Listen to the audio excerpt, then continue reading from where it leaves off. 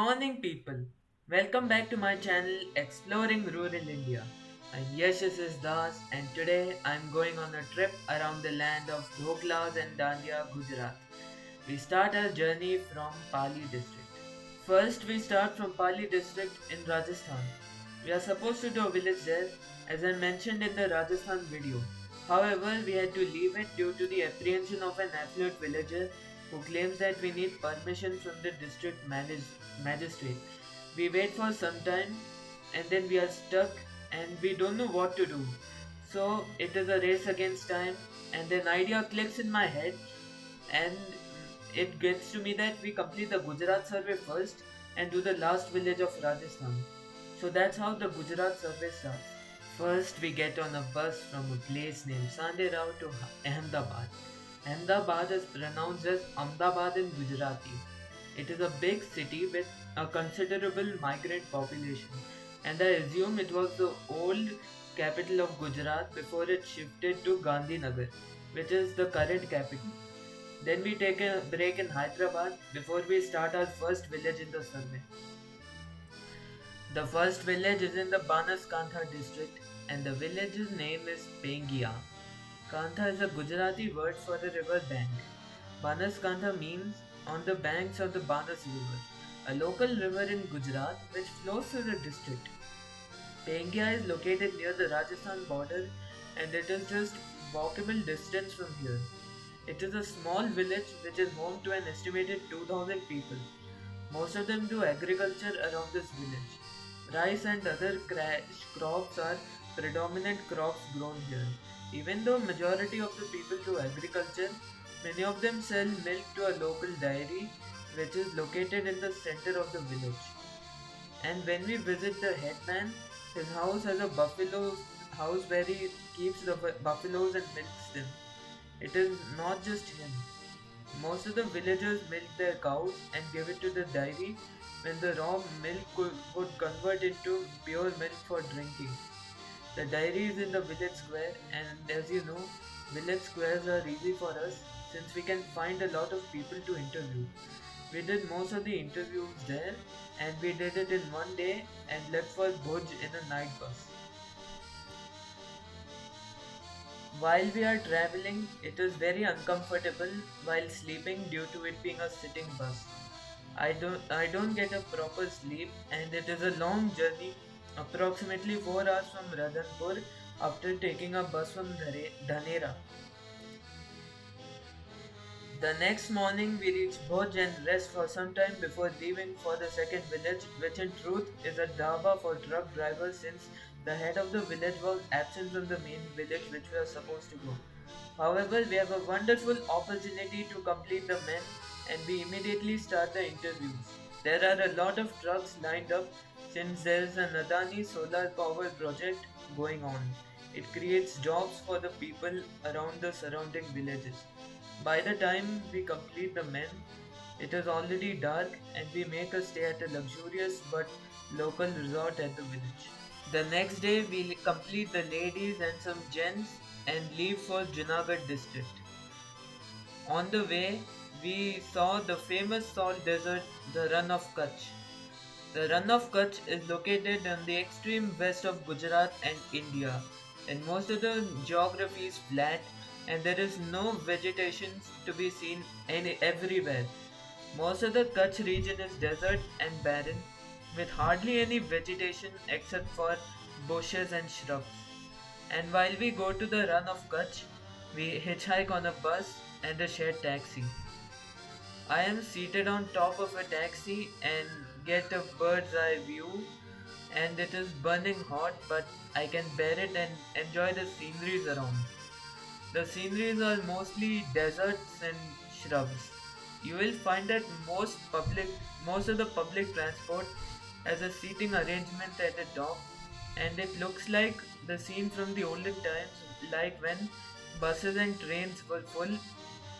People found other ways to board the train and they mostly boarded on the top. While we are on the bus, we observe a popular fair called the Kutch Mahotsav. It is famous for showcasing the Kutchi culture to the people coming from outside Kutch. While I'm strolling along the salt flats, I sense an opportunity to break and taste the salt.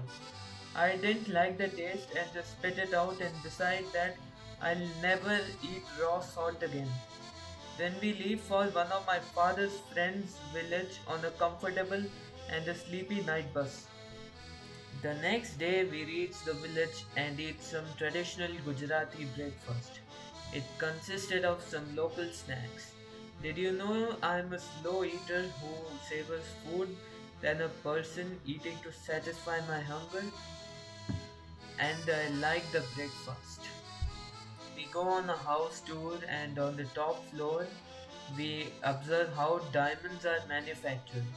It is a small diamond factory, and most of the employees are local people from the village or neighboring villages. First, the diamonds are in the raw form. Then, after hours of shining the diamonds, it becomes like one of the original and precious diamonds. Other than that, did you know diamond industry is very prominent in Gujarat, especially in Surat area, where diamonds are more popular. After touring the diamond factory, we get to observe the panorama of the whole village and the terrace of the house. And it is a medium-sized village with a population of 7,000 people. Then we go to the family farm of the friend and we observe that they grow cotton and groundnuts. And I even tasted the groundnuts for the first time from the fields, and the groundnuts were very good. I even try a rake for the first time even though I don't have any photos or videos, and it is used for sowing the seeds. Did you know before the Green Revolution, most of the people in the Western world used rakes to fill the fields? Then, in a flourishing cotton field, I pluck some cotton used for making clothes which we wear and take it as a souvenir for my trip. After that, we go to a temple dedicated to a spiritual godman. For me, godmen are people who use religion as a business, and this is my opinion on godmen. As you see, there are other people who sincerely believe in godmen and take solace in their teachings. After paying respects to the godman, we left for another darshan at another temple which is dedicated to Mungal Ma, which is who is the avatar of Durga, which is mainly worshipped in Gujarat and Rajasthan. Then after that we go to the nearest town called Mahua. We are going to watch Bhool Bhulaiya 3. But before we watch Bhool Bhulaiya 3, we take a refreshing break at a drinking store where we drank some boost and some chocolate milkshake. The next day, we observe an event where people are honored for the development of the village. Most of the delegates in the event are migrants who left the village working in the software engineering companies in cities like Vadodara and Surat. There are a few army personnel, including my father's friend, who is also an ex-serviceman. The next day, we say bye-bye to the house and leave for the Gir area in the Junagadh district. On the way, we do a darshan of the Somnath temple, one of the 12 Jyotirlingas of Lord Shiva, where he is worshipped through a linga. There is a myth through a temple where there was a curse set upon Chandra, the moon god, by his father-in-law for favoring Rohini over the other of his 27 wives. Lord Chandra went to Lord Shiva to seek forgiveness and did penances. After some days of penance, Lord Shiva freed him from the curse. Thus, the temple was named Somnath. After the darshan of the Somnath temple, we head on towards the Gir National Park, a national park where we can see the majestic Asian lions, the king of the Indian jungles. While we are there, we do a village there. Initially, we planned to go to a village named Sasangir. However, it turns out to be a tourist village and a panchayat, and the headman recommends that we do another village within the panchayat and tells us to survey Bhalchel, a small village on the boundaries of the national park. There most of the people do farming and it is home to an estimated 5,000 people. It is located just away from the Sasan Gate. Tonight's accommodation is on a fun resort. The next day, we get up and observe the fun and the resort before going to the first stop in the village, which was a health center where we complete majority of the women. Then we interview men in the shops and the main road. Sometimes we interview people in the farms. Then after the survey, we go to the Gir National Park. Initially, we planned to do a safari. However, due to it being a peak season, it was a Diwali season at that time. There is no possibility that we can see a lion during the safari. There are a few army personnel, including my father's friend, who is also an ex-serviceman. And instead, we visit a museum which describes the reproduction, life, and death of an Asiatic lion. Other than that, there are other animals present in the park. There is also a viewpoint where one can get view of the Gir forest and the boundary. And now enjoy the view of the Gir National Park from the viewpoint.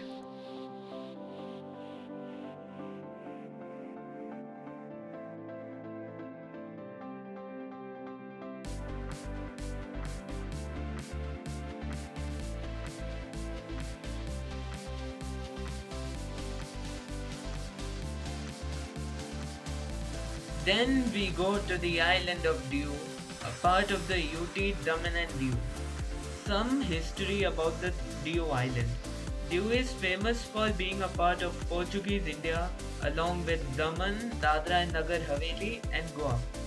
After independence in 1947, they were still under Portuguese hands, but in 1961, India annexed Goa and made it into a union territory.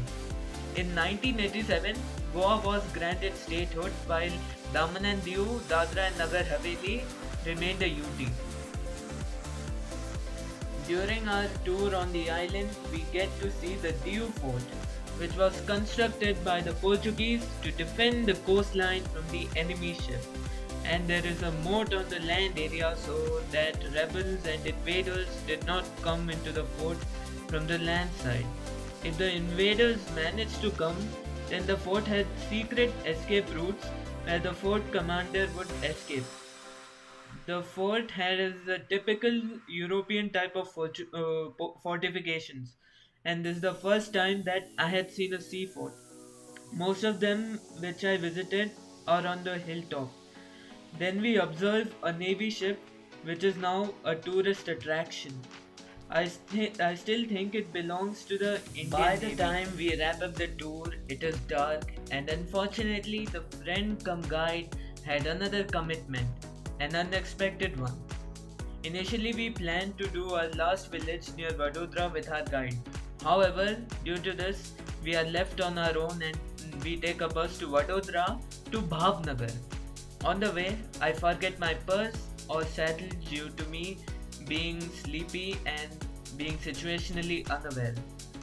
Then we arrive in Vadodara and make a stay in a Reliance guest house where one of my father's friends is working.